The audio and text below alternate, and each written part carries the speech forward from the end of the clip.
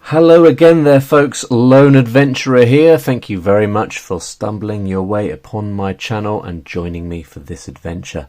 Today I'm going to be playing through a game of Dungeon Hero by Lone Spelunker. This is a quick, fun, portable solitaire dungeon crawling zine game, playable, I am assured by the front cover, in 15 to 20 minutes. But before we get to the game, can I ask you to consider subscribing to my channel if you want to see more adventures just like this one. And do like this video if you find yourself enjoying it, it really does help. And drop a comment down below to let me know what you think of this game. Now this is a game that's been around for quite a few years, I think, at this point. I have been asked by viewers of the channel to cover it more than a couple of times at this stage. So it's obviously a game that is quite popular, that has quite a few fans out there in the community who enjoy it. So today we're going to check it out. Now this that I've got in my hands is the core rules for the game. And I guess one of the things that makes it portable, or maybe the predominant thing that makes it portable, is the fact that it comes in these tiny little adorable zines. So these are very easy to make at home. You print out a single sheet. So we've got a single sheet of paper. You fold it up, you put a single cut along the center here, and then you fold it in a particular way, and you magically get a little book. It only takes a minute to do, and it's just a very clever way of getting a little zine structure from a single piece of paper, and that's what the designer of Dungeon Hero has gone for. So in the core rules, we've got instructions for making a hero, some details of how to play. It's got a very straightforward gameplay loop, but one that encourages a degree of creativity, as we will see. Some rules on plot points, and you'll see what those are as well.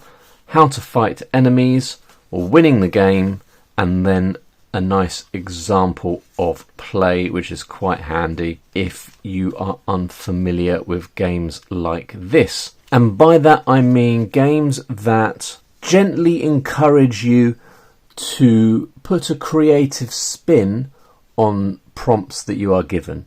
As we are going through this game, we'll be given a series of adventure prompts that sort of hint at what is going on at the various stages of the adventure we'll be playing through, and you have to interpret those prompts in order to come to a decision about what your character is experiencing. And then you have to pick from a list of skills, what do they call them, not skills, traits, in order to tackle the challenge that your character is currently facing. So that's the core rules, and then we have two adventures here. Similar little zines that have been made in the same way. We've got Castle Charon, and we've got the Fortress of the Frost Giant Jarl. I'm going to be going with Castle Charon today, so I'll put the Fortress of the Frost Giant Jarl over to one side. But if we find ourselves enjoying this playthrough, then I will definitely consider doing another video in this series, or maybe a few. We'll see how it goes. I definitely find the idea of having these little self-contained adventures quite appealing. Quite often, if you have sort of pre-written adventures, that limits the replayability. Now that might be the case with this, although because you're doing the interpretation, as we will see as we are going through the game, that will encourage each playthrough to be interpreted in a different way and to provide a sort of a slightly different narrative. That's one of the reasons why I quite like this structure for pre-written adventures. And the other one is it only takes up one sheet of paper, so it's not really the end of the world if you can only play it a couple of times, or you play it once or twice and then you put it to one side for a few months and then play it again when you've forgotten all about it. So that's what we're going to be playing through, the Castle Charon. We'll come back to that in a second.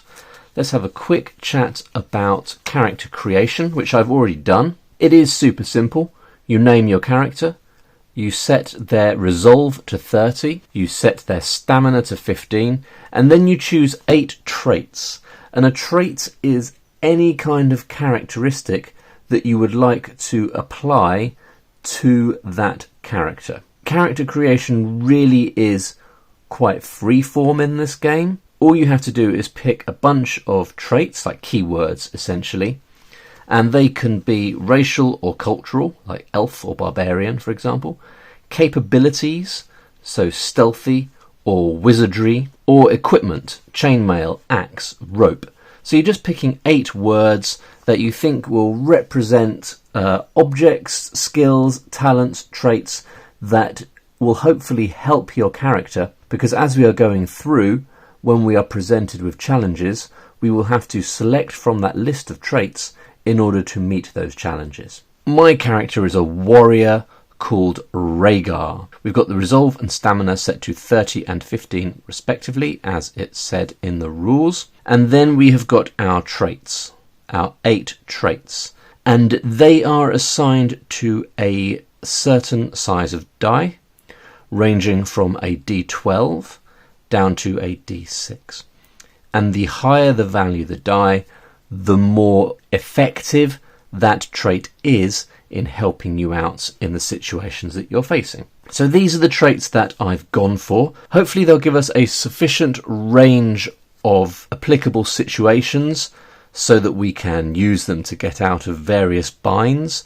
If we find ourselves in a situation where we don't think we can reasonably call upon one of these traits or 2 of these traits, then you fall back to a 4-sided dice. And you have to sort of be honest with yourself and honest with the game about when you might be able to use these traits and when you might have to do that fall back to the D4. So the traits we've got for Rhaegar are that he is a warrior, that he is fearless, he has a great axe. So I feel like I've made him quite sort of fighting heavy there. So then I've tried to balance it out by saying that he's a quick-witted character. You know, you might see a great big lumbering warrior with an axe and think that they're a bit sort of dull, dim-witted. But that is not the case with Rhaegar. He is surprisingly quick-witted. He has leather armour. He's also quite agile, which you might not expect when you're seeing a great big beefy guy. After that I was thinking, what could I give him that isn't a characteristic, 'cause we've already got a couple of those. I didn't want to go with rope, that seemed a bit dull. So I've given him a dog companion. I'm not sure when a dog companion is going to be helpful, but he's got a dog companion. Hopefully his little doggo friend will come in handy at certain points. And then I finished off with some lock picks, which I took from the example character. Not there. Where is it? Yep, the example character here has some lock picks, and I just thought, you know what, it might be a bit generic, but lock picks will almost certainly help us. That's character creation. That's all done. We're going to turn to the adventure, and we're going to make a start. Castle Charon, a dungeon hero zine adventure. Robed cultists have been seen filing into the ruins of King Charon's castle. Chanting has been heard, and demons have been sighted. Can you set things right? Now we do have a little character sheet bit here. I've got that on a piece of paper just for ease of recording, but I think it's quite cute that each of these little zines includes a little built-in character sheet so that you can track your adventure that way. So we've got the dungeon start. So if we just have a quick look through this little zine, you'll see what we've got is some plot points. These are the italicized text that you stop and read out if you reach a certain point. And then just a series of prompts that are numbered. Some of them might have a little combat symbol next to them. There we go. And some of them will have a little loot symbol next to them. But other than that, it's just a list of prompts with an associated die with each one. As we look through here, we can see we've got another plot point, more prompts, plot point prompts, and it just keeps on going. plot point prompts, all the way until you get to the end. And if you make it to the end, then you have successfully completed the mission, the quest, and you can tally up your score, see how you've done, and compare that to previous scores that you've had and see how you've done. Okay, here we go. So we are starting at the castle gate, a prompt which has a value of 1d6. So we're going to write that down. Immediately made a mistake. I was writing castle gate, but I like to write the dice value first. Almost made another mistake then. So d6 castle gate. So our character has come across the gate of the castle. Then we've got a plot point, and we're going to read that out. Rumours tell of robed cultists filing into the ruined castle of King Charon, the despot who employed foul magics to suppress his people long ago. Now a demon has attacked the Hierophant. Not sure what a Hierophant is. And it is clear infernal dealings are afoot. You have come to the ruins hoping to investigate whether the rumours are true, and if so, to put a stop to the cultists before even worse demons are unleashed upon the world. Right, now we need to find out what our second prompt is going to be, and to do that we are going to roll a d6, pop that there, 3, and we're going to add 3 on. So we're starting at the castle gate, 1, 2, 3, obviously takes us to the third option to start with, but we'll be doing that each time. d6 confusing passages. So we now have 2 prompts. We have the previous prompt, which is castle gate, and we have the current prompt, which is confusing passages. And we're always going to have 2 prompts to use to work out what our response needs to be. So I'm going to imagine that this castle gate is imbued with some kind of protective magic, and that by opening the gate you are plunged into a confusing series of passages that exist within your mind. And so Rhaegar needs to find a way through these passages. Now to do this we've got to choose 2 traits that are going to help. I am going to pick quick-witted, so hopefully Rhaegar will be able to very quickly work out the pattern of these magical mind passages. And as luck would have it, he has been accompanied into these passages by his dog companion. Don't ask how that worked, but that's what's happened. And so we can roll a d8 for quick-witted and a d6 for dog companion. Oh, that's pretty good. We've got a 7 and we've got a 5. Then we need to roll 2d6. And we're rolling 2d6 because we had a d6 for the castle gate and a d6 for the confusing passages. 3 and 6. So our results were 5 and 7. The environment's results were 6 and 3. So if we have a quick look in the rules, that's the wrong booklet, we can see that having rolled the 4 dice for our challenge roll, if one of ours is the highest, the outcome favours us. We would get some treasure if there was a symbol here, but there is not. But we have been successful and we can move on. So Rhaegar manages to get through this magical gate and continue onwards. So we need to roll the d6 again for the next prompt. 4. So we started, I should have recorded the number there, at 3. 1, 2, 3, 4 takes us to 7. And we have got our first combat, a sentry beast. And this has got a combat value of 6. So having got through the mystical, magical gate, immediately Rhaegar and his dog companion are confronted with a growling sentry beast, a black hulk of a beast, and they realise that they need to fight.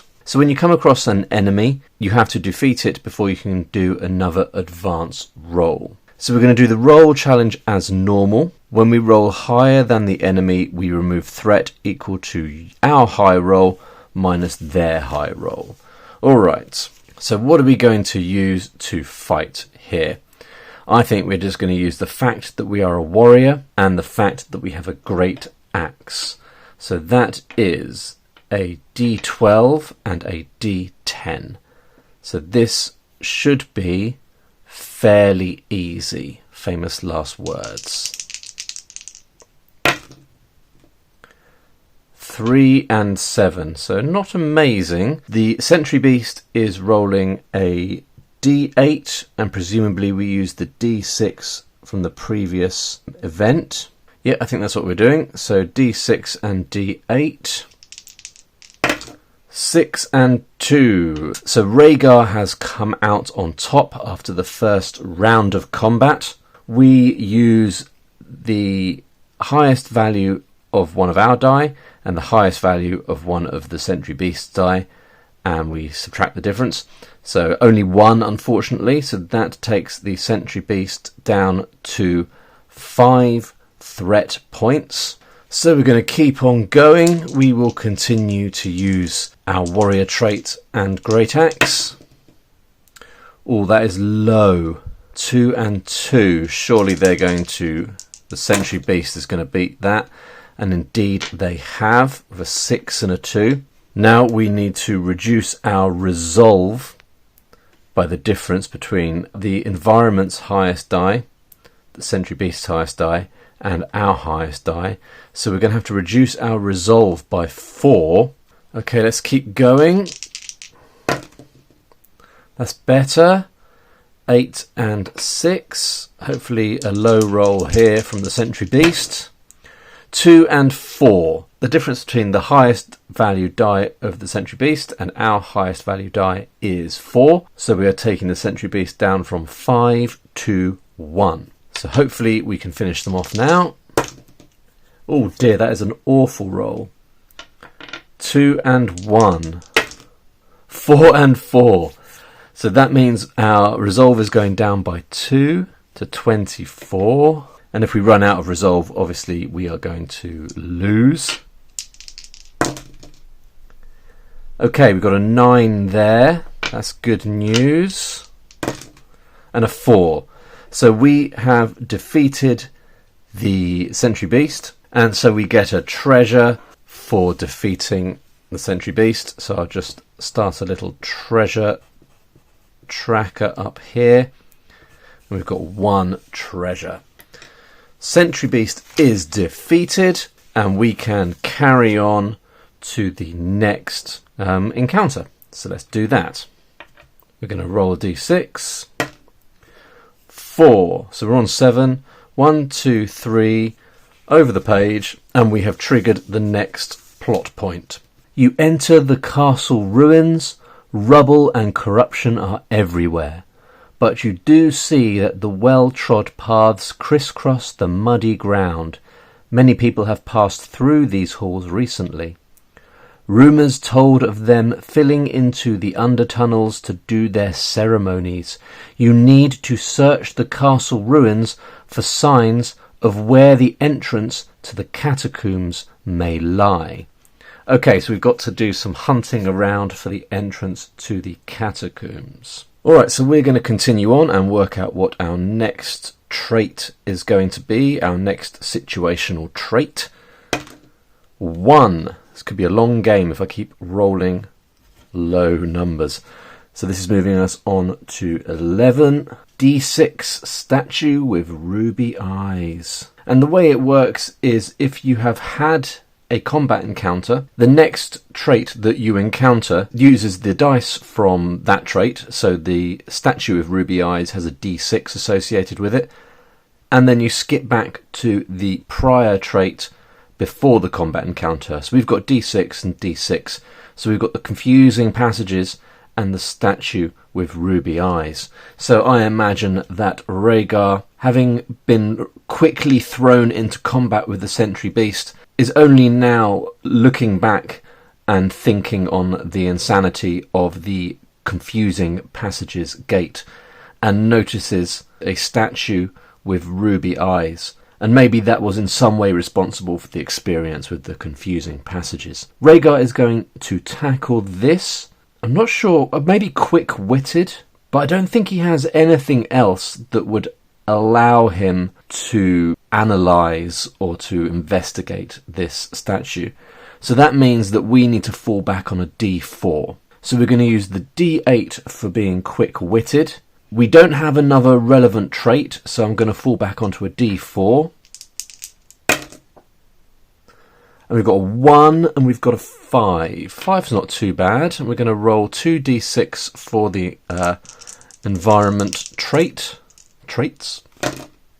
Oh, and we've rolled a 6. So that means Rhaegar has failed. Let me just double check here. If it's not one of yours, the outcome harms you. Reduce your resolve by the difference between the highest value dice of us and it. So we rolled a 5. We rolled a d6 for the environment traits. Therefore, we are taking 1 point of resolve damage. And unfortunately, we're not going to get the treasure that we would have got, presumably by plucking out one of the ruby eyes. So that takes our resolve down to 23, and we're going to move on. 4. 1, 2, 3, 4 takes us to 15, an arrow trap. So Rhaegar continues to investigate, looking for the entrance to the catacombs, and unfortunately triggers a trap which is presumably in place to ensure that people like us, people like Rhaegar, don't find the catacombs. So that's a d6, and then the statue with the ruby eyes, also d6. So I guess the arrow trap was built into the statue, and as we moved away from it we triggered the arrow trap somehow. And so 2d6 for the environment. And what are we going to use? Definitely quick-witted again. And maybe our leather armour. Maybe there'll be some chance that that deflects the arrow or arrows that hit us from the arrow trap. 6 and 7, that's good. Well, that's very good, isn't it? Because that's definitely going to be a win, because the maximum we can get is a 6 with those, so we don't even need to roll it.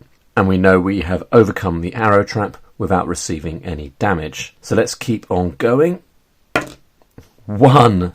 Slow pace. Interesting. 16 d6 simply reads quiet. Too quiet. So I take that to mean, having triggered the arrow trap, we're now struck by the stillness of the place. The fact that we triggered a trap means that we are getting closer to the entrance to the catacombs. So I'm not sure what I would use to deal with just the fact that it's quiet. Maybe my dog companion will start to do some sniffing around now that everything has settled down. And I guess we'll probably use a d4 for the other one. So we've got a 3 and a 1, that's pretty bad. Let's have a look for the environment. So that's d6, d6 again. Oh, and we have not succeeded. So we have not taken advantage of this moment of quiet, and we have taken 2 points of resolve damage there. Keep on trucking. 5. 1, 2, 3, 4, 5. 21. D6 Garrison Barracks. Garrison Barracks. Now it looks like we might be able to find some kind of loot in here. So I think we spot these barracks rooms off to one side, and we think that maybe it's not too likely that the entrance to the catacombs will be there, but it's worth having a bit of a route around anyway. So quick-witted. I'm now realising that, I don't know, maybe I needed something else. I know, I suppose my dog companion could have a bit of a sniff around if we're sort of looking. I'm going to be using the dog quite a lot, I think, to help me with investigation, because I don't have anything else really beyond being quick-witted that will support investigation and hunting and stuff like that. Here we go. 2 and 4. That is bad. Right, and we have got D6 and D6 again. 5, 5. Alright, so the difference is 1. Rhaegar has failed in his rooting around. So we're going down to 21 resolve. Lost quite a lot of resolve here. 2. That gets us to 23. And we see something skulking in the shadows. Luckily, Rhaegar is fearless, which gives us a D10. And also, he has a dog companion, which should be able to scare off anything that is skulking in the shadows. 6 and a 4, and we're rolling a D8 and a D6 for the environment. And that's a draw. We've got the highest is 6 for both. Not sure what happens in a draw. If there's a tie, remove all dice that didn't match the highest roll, re-roll, and compare again. Oh, so what? Remove these dice and then re-roll what is remaining. Okay, so for us, second time we get a 2. Goodness gracious me. And of course, the environment rolls a 4, which means that we have failed. Whatever was skulking in the shadow was quite scary looking and has shaken the resolve of Rhaegar, removing his resolve down to 19. My goodness. I feel like this is not going brilliantly for Rhaegar. 3.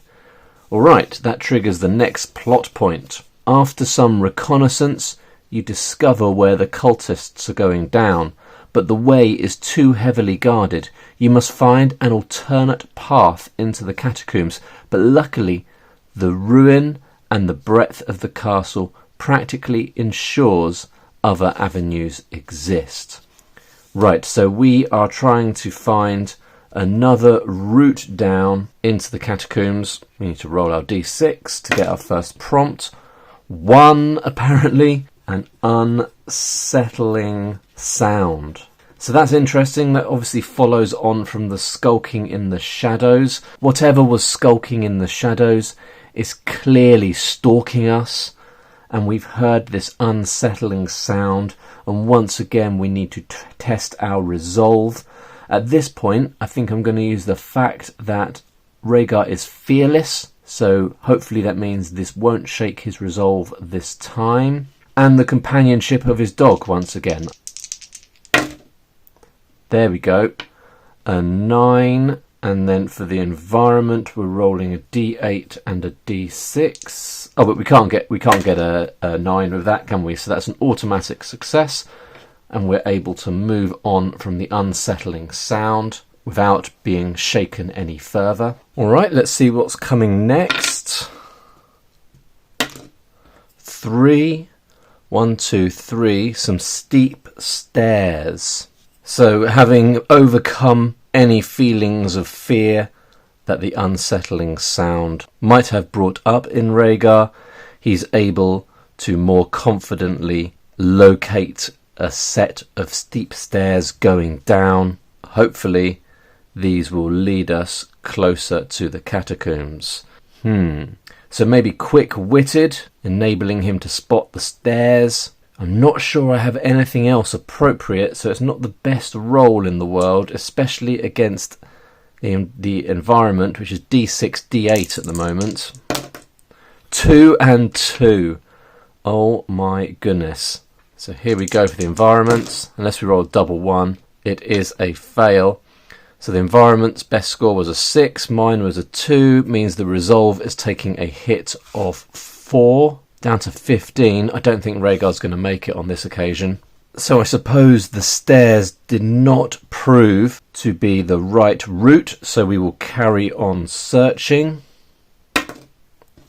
3, 1, 2, 3, a stuck door. So I suppose the steep stairs, we went part of the way down the steep stairs, but they were blocked at the bottom. But we noticed halfway up a stuck door, and we need to try and get through it. And I am thinking the best way to get through a stuck door is probably just using my great axe and smashing it down.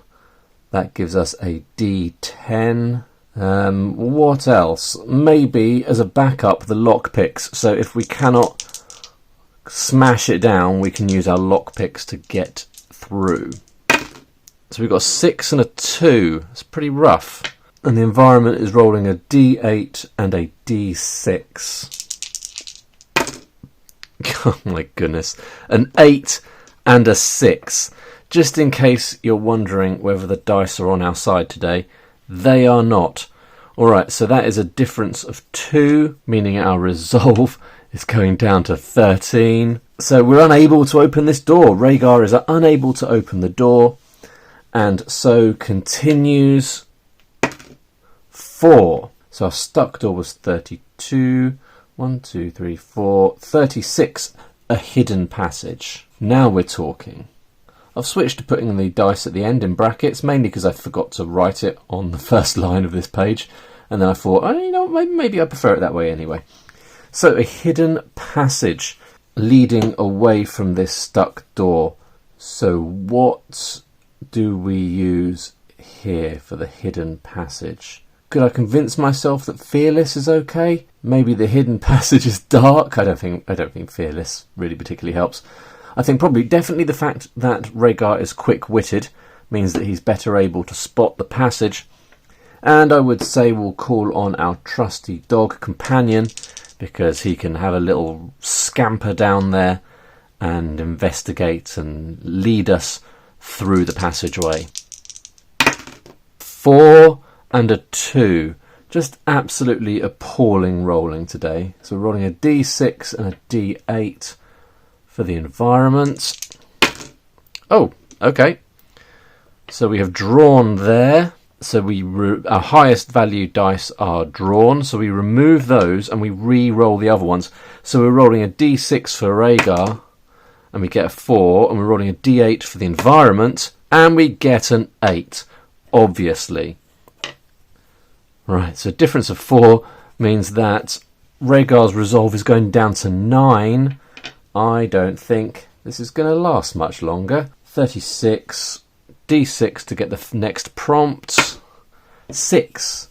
1, 2, 3, 4, 5, 6 takes us to 42. And what will likely be our final opportunity to get down into the catacombs.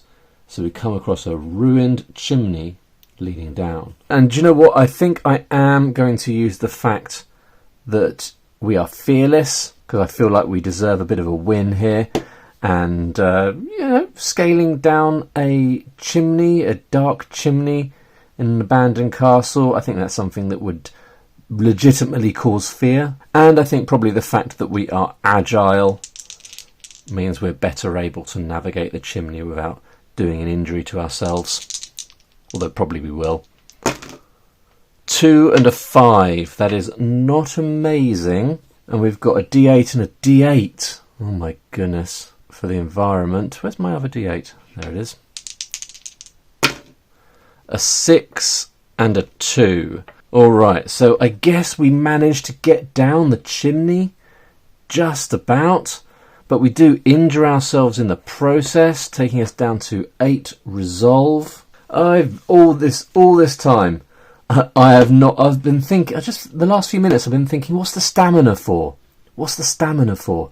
You use it to re-roll dice. So I'm going to re-roll a dice here, and it looks to me like we can re-roll any die we want. So I think I'm going to re-roll using a point of stamina. Oh, I should have worked that out earlier, shouldn't I? I'm going to re-roll the 6 for the environment and hope for something less than a 5. Got a 7. Can we keep doing that? I think you can. So I'm going to do it again, since we've got all this stamina and it's quite important at this stage. Going to re-roll that again and hope for a 4 or less. 7, no. 12, ridiculous. 3, there we go. So now Rhaegar has succeeded. and doesn't lose a point of stamina. I think we just lost a point of stamina, didn't we? He has managed to successfully get down the chimney into the catacombs. And a 4 takes us on to the next page and the next plot point. You successfully make your way down into the catacombs. All is silent except the distant sound of ominous chanting. This, combined with the pungent smell of incense, convinces you there are profane rituals being conducted in this place. Let's roll for our first prompt down in the dungeons, down in the catacombs. Unsurprisingly, we have got a 1, which gives us a library. So the chimney empties us out into a library. I'm not sure what we would use to encounter a library. Maybe the fact that we're quick-witted.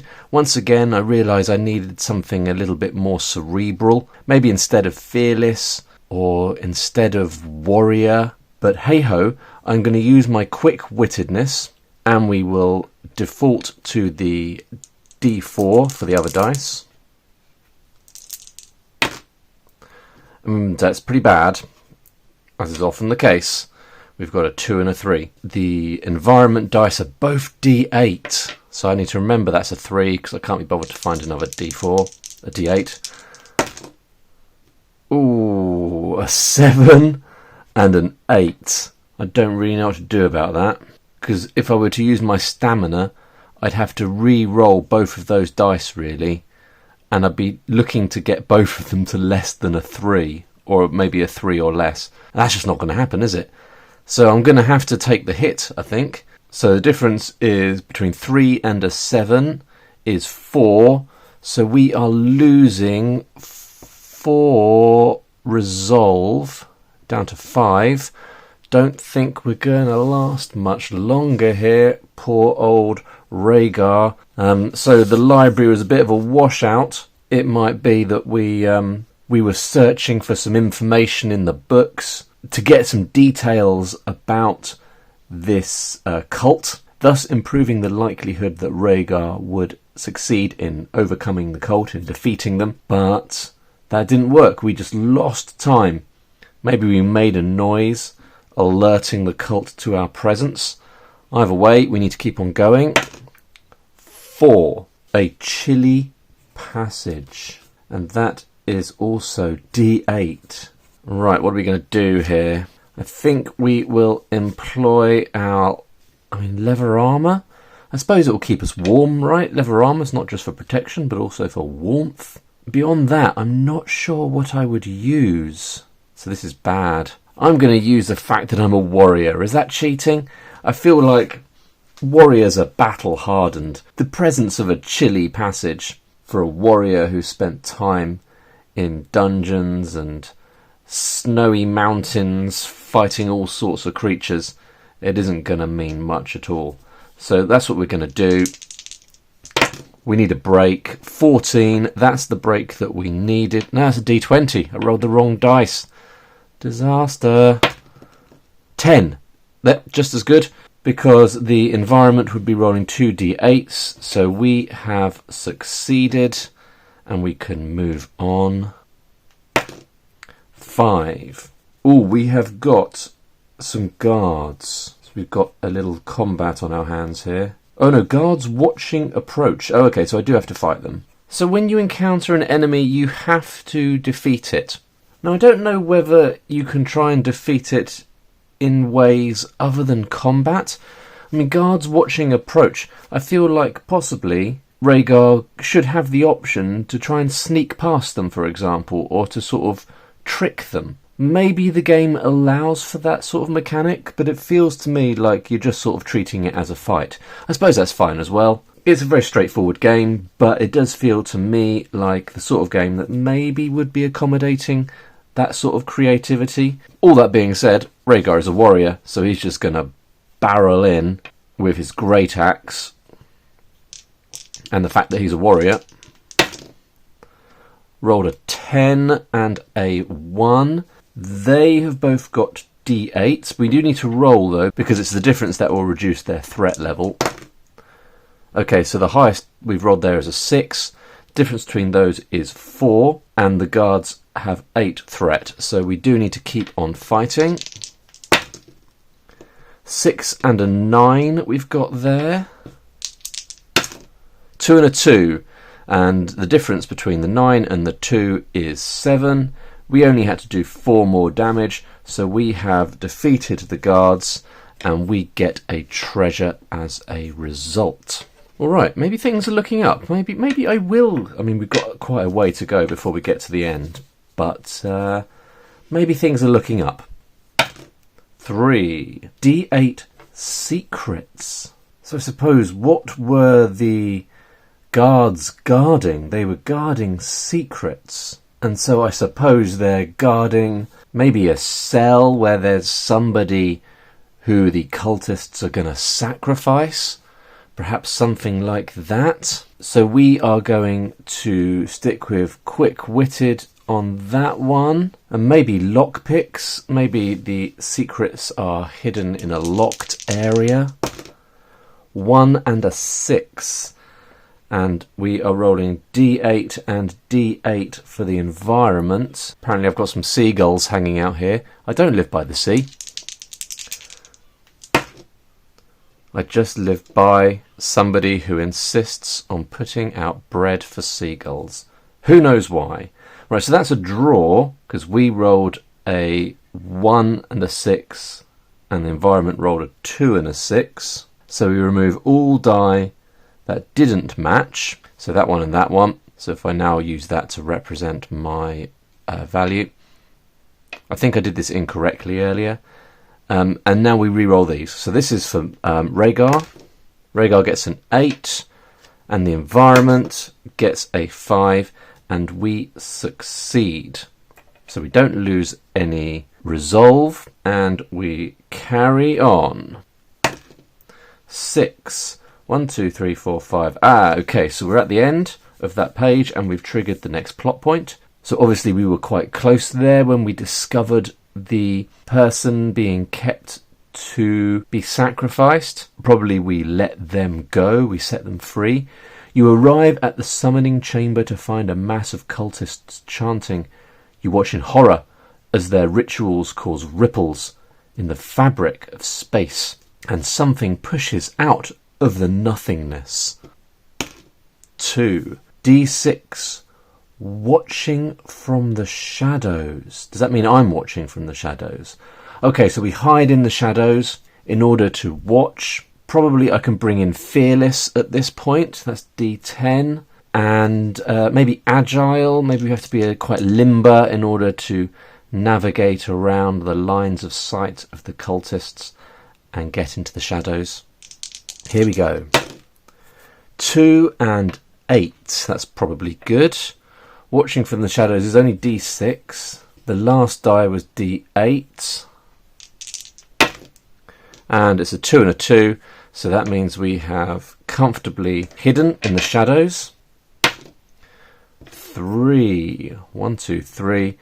But we have been spotted. D10. Fanatics with knives. So we've got threat level 8 here. We're going to use the fact that we are a warrior and the fact that we have a great axe. 2 and 8. Not brilliant, because they've got a D10 and the D6 because they spotted us in the shadows. 2 and a 2. Pretty good. So the difference there is 6. They still have 2 threat left, so we're going to have to go again. 9 and a 3. That bodes well. 1 and a 3. So we have easily defeated the fanatics. Things are looking up. For a little while there, I thought this wasn't going to work out, but actually, maybe it will. 6. Oh, we got some minions. So no sooner have we gotten away from the fanatics, we've come across some minions. This place is swarming with cultists. Oh, and there's 3. We've got a 8 threat, a 5 threat, and a 5 threat. So I assume we just go... Oh, how's that work then? I'm not sure. I think we just need to reduce those one at a time. So I'm not sure what the point is of having them all separate. But I can't see anything in the rules that specify to do something differently in this situation. Let me know in the comments below if I'm missing something. But we'll just treat the minions as a normal combat. So we're going D12, D10.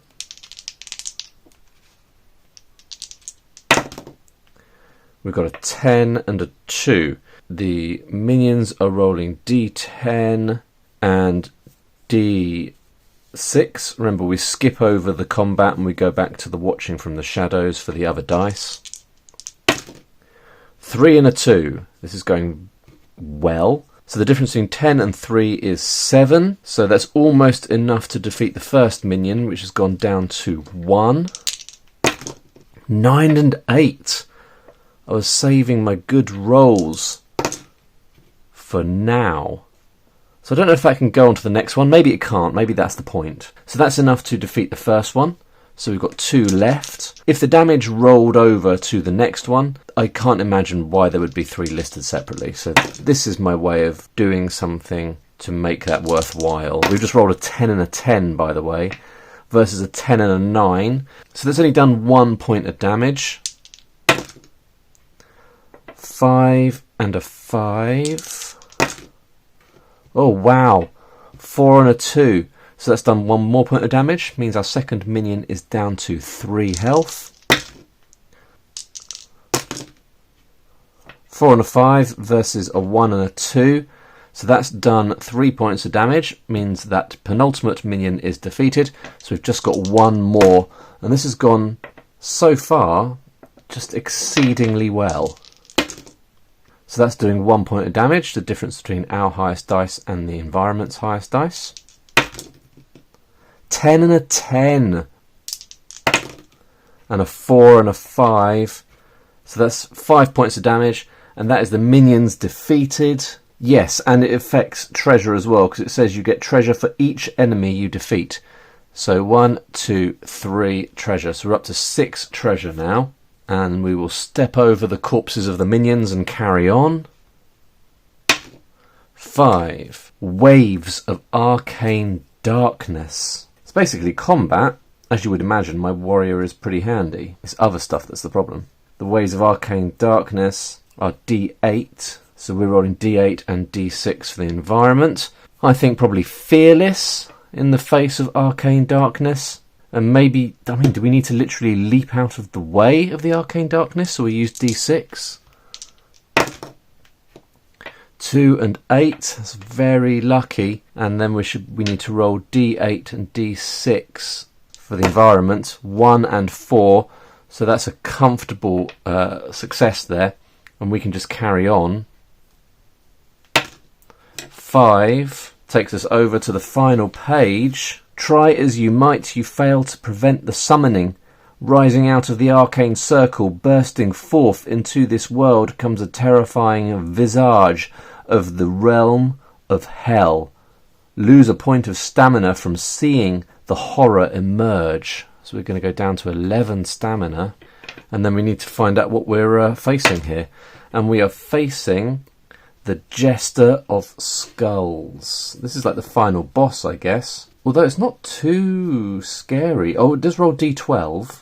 And we're just going to be using the fact that we're a warrior and the fact that we are fearless, or the fact that we've got a great axe. It's the same dice. And a D12 for the Jester of Skulls. We've rolled a 12 and a 4.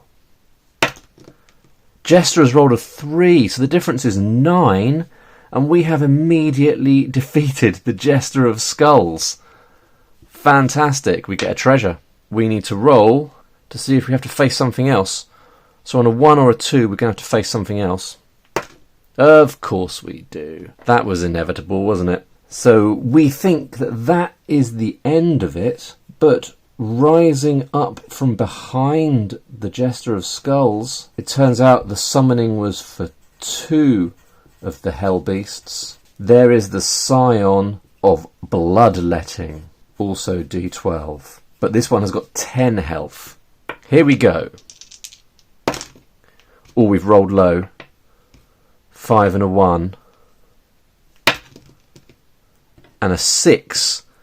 Okay, so that means we're going to take 1 point of damage. Question is, do I want to use a stamina to re-roll something? I don't think I should. I think I'm just going to take the point of damage, save the stamina. Let's try again. Oh, that's better, isn't it? An 8 and a 12. And a 7 from the Scion. So that's 5 points of damage, leaving the Scion with 10 points remaining. We rolled an 8 and a 3 and a 4. That means we've won this round of combat as well, but only done 4 points of damage, meaning the Sign of Bloodletting is on its last legs, but has still got a point of health. 4 and a 7. Oh, and a 12. Right, so now we do need to use the stamina. We're going to re-roll that 12 and hope for something lower. 2. Fantastic. And that is enough to defeat the Scion. And we have succeeded somehow in getting through the game. Your combat prowess puts an end to the foul evil that the cultists called up. Aghast, they flee when they see their gods struck down by a mere mortal, lest you turn your blade upon them. You sigh. There is a long task ahead of you to find and destroy the cult itself, but at least for now, the barrier protecting the world from the fires of hell is restored, at least for now. You turn to make your way back to town. Some ale sounds good. There you go, Castle of Charon. Success. Rhaegar was successful. And your score is how much treasure you've got. So I've got 8 treasure, so my score is 8. That's Dungeon Hero, folks. What a great little game that you can just slip into your pocket. And actually, I'm going on my holidays tomorrow, so I might take the Fortress of the Frost Giant Jarl with me in my pocket and play a little game when nobody's looking at some point. Dungeon Hero, is that one that you're fond of? Have you played any of the other adventures? Are there any other games based on Dungeon Hero? I've got a feeling that there are, but let me know down in the comments below if you know anything interesting about this game that I have not covered, or if I got anything wrong, let me know that as well, of course. Otherwise, thank you very much for watching, folks. I'll see you in the next one. Bye for now.